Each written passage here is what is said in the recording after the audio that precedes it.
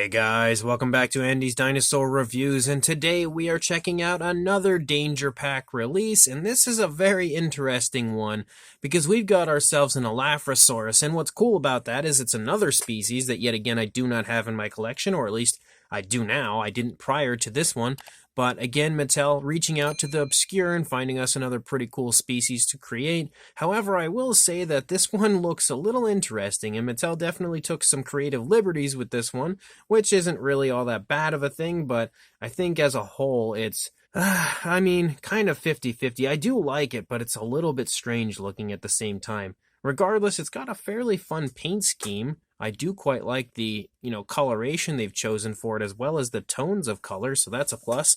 As far as the packaging goes, you can see it's pretty much your standard, but what I do want to do is actually pull the figure out and take a look at the back of the packaging, because I've noticed lately with these Dino Tracker releases that we have different images in the background, depending on the dinosaur, depending on where it might live, is depending on what the background of the packaging looks like, so I'm pretty excited to actually get a better look of that when the dinosaur is not in the way. But here on the back, you could see again the other ones that are in this wave, all of which we've reviewed now, except for the Brachiosaurus, which is coming soon as well. So let's pop this out of the packaging and check out the background of the box, but of course check the figure out itself as well. So this time you can see we have kind of like a really nice wooded area back there. For the Austroraptor, we had kind of like a desert setting. For the Nothosaurus, we had a nice sort of ocean setting. Now this time we have a nice forested setting, so that's pretty cool on the part of Mattel. And then here is our figure itself, our Elaphrosaurus, and it looks pretty cool. Not great, but still pretty cool. Again, we have the wrists are kind of pronated, which I don't know why they keep jumping back and forth with that. Sometimes they give us a figure with non-pronated wrists, and then sometimes they pronate them. I just don't understand the mentality that goes into that. But again, even if it's not your most accurate interpretation of what an Elaphrosaurus would look like, it is still pretty cool looking. I will give them that. It actually does look pretty neat here out of the packaging and in hand, and I think the detail might be some of the nicest I've seen in quite some time on a Mattel figure. Like, look at all of these like osteoderms running down the leg, but they really pop on the sculpt, like super impressive as far as the overall quality of the sculpt and detail. So let's go ahead and jump straight to a closer look at this right now. So starting up here at the head sculpt, you can see we do have some pretty nice looking detail to it. Really nice looking scale detail you can see running through the face here. Specifically with that kind of light gray moving through the face, it highlights that scale detail quite beautifully. And I really do like that light gray running through the face. It looks nice and natural the way it's applied, and also gives a little element of flashiness to the face in an otherwise dark area of the face. You can also see we do have a lighter tone here for the lower jaw. I think that looks okay, but it would have been nice to see that running down a little further into the body. Unfortunately, it's only the lower jaw. The nostrils are sculpted out as well. You can see the eyes are painted very nicely, very carefully. Nice black pupil in there as well.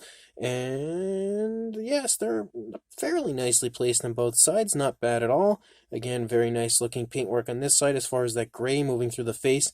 So the paintwork looks really good here in the face of this figure. And then as you move down here into the mouth, you can open, of course, articulate the jaw. You've got a pretty nice looking realistic pinkish tone of color for the tongue and the inside of the mouth, except for the upper side, which none of these Danger Packs have had. The teeth all have that big kind of bulky look to them, as they usually do, but being a toy, you can't really expect anything else.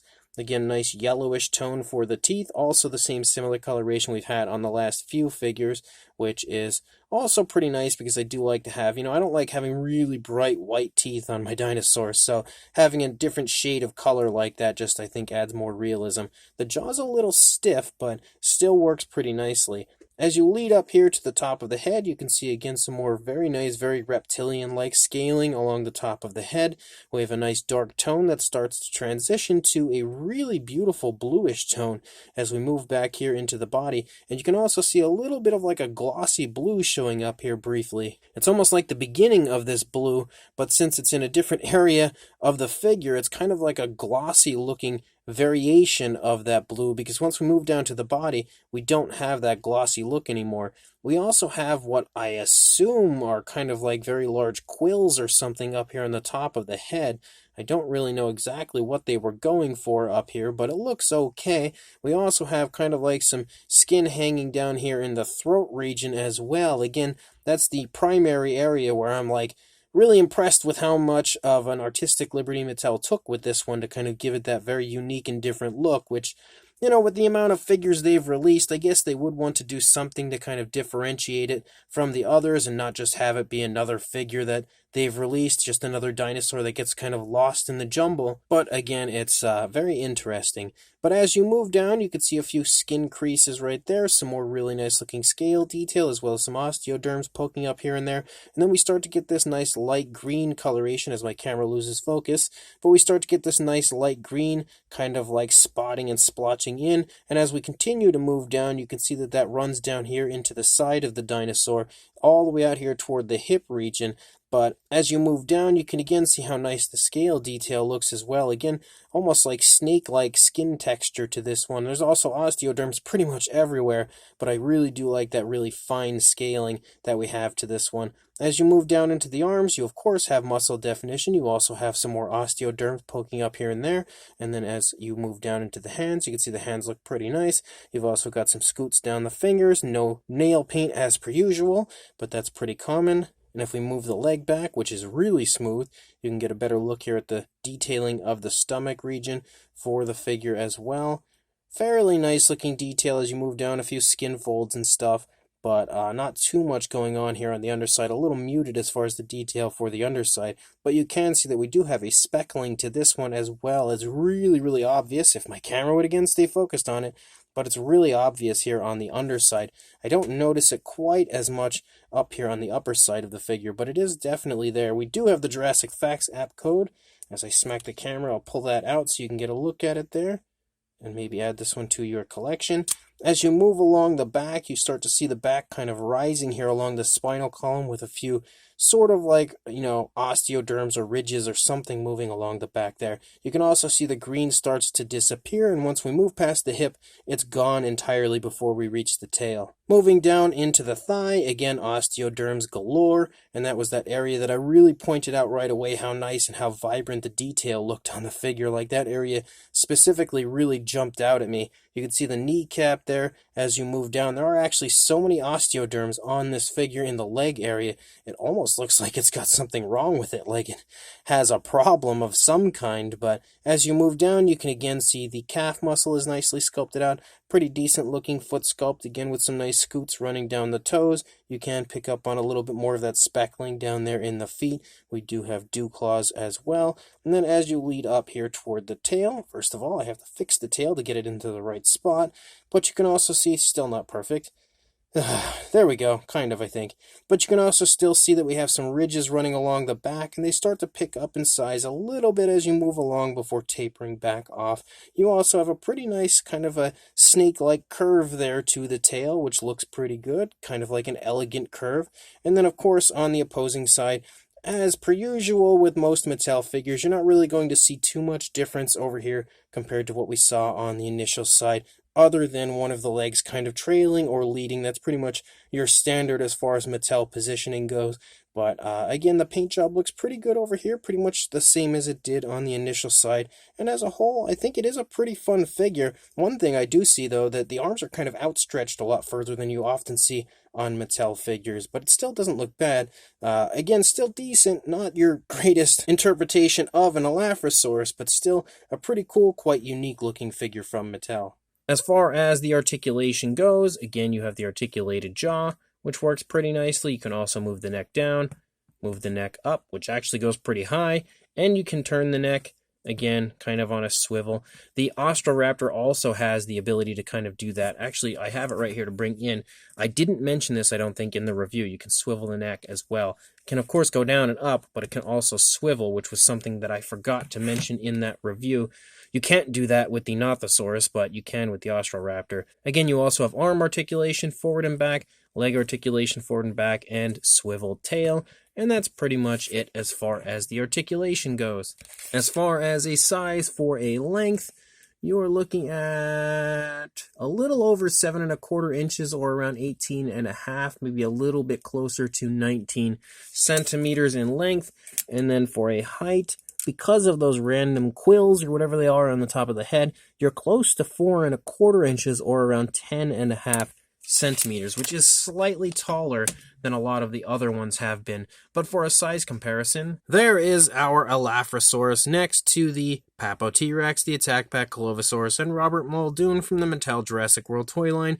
And this helps to show you that, again, it's exactly the size that you would expect it to be. And when it comes to the danger packs, I don't feel like we have to really keep doing many comparisons because they're usually all right there in the same similar size range, especially when it comes to bipedal dinosaurs. They're usually like exactly the same all the time. So aside from a slightly higher appearance thanks to those kind of quills or whatever on the top of the head, the figure as a whole is pretty much the same size as your standard Attack Pack Wild Pack figure would be. And just in case you wanted a little bit more of a size, again, here you are with the Austroraptor and Elaphrosaurus next to each other. Again, both new Danger Pack figures, just to give you an idea of the size. I could, of course, get the Austroraptor to be a little bit taller if I just position the legs, but you can definitely see, again, that they are similar in size overall, but the Elaphrosaurus is obviously a little bit taller. So this brand new Mattel Jurassic World Dino Trackers Danger Pack Elaphrosaurus is a pretty cool figure, honestly. It's a lot nicer than I was expecting it to be.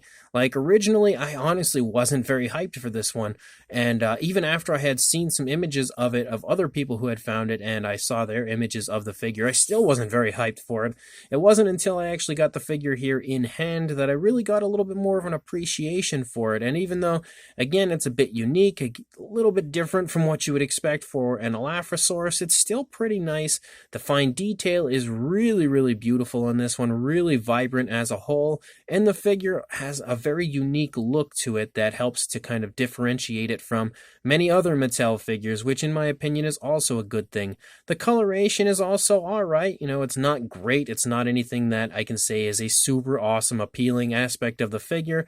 It's kind of basic as far as the coloration goes, but it looks good for what it is. Of course, and again, I say this almost every time, we could have used a little more paint running out onto the tail and painted nails, but it is what it is, I guess. It still looks okay. On top of that, we also have some fairly fun articulation. A little bit jerky, just like we saw on the Austroraptor, but it still works fairly smoothly and definitely allows you to get some pretty fun poses and display options for your figure, and as always is an extra added bonus when it comes to playability if it's something you're going to be buying for your kids, or if you just in general feel like playing with the figure. Again, you're going to have some nice movability, some nice articulation to help you, again, have a little bit more playability with the figure. So I really am quite happy with this one. Again, a lot happier than I was expecting to be. It's a very cool species choice. I'm pretty psyched to be able to add an Elaphrosaurus to my collection. And also, again, the figure as a whole looks nicer in hand than I was expecting it to. So definitely a huge plus as far as that goes. If you are interested in grabbing one for yourself, though, make sure you check your local Rite Aid if you happen to have one. Not everybody seems to, so if you do have a Rite Aid, check your local Rite Aid. Otherwise, hopefully they'll start showing up at Walmart and Target at some point in the near future. So once it does, make sure you grab this very cool Elaphrosaurus, and make sure you also like, comment, and subscribe, and I will see you in the next review. Thanks for watching.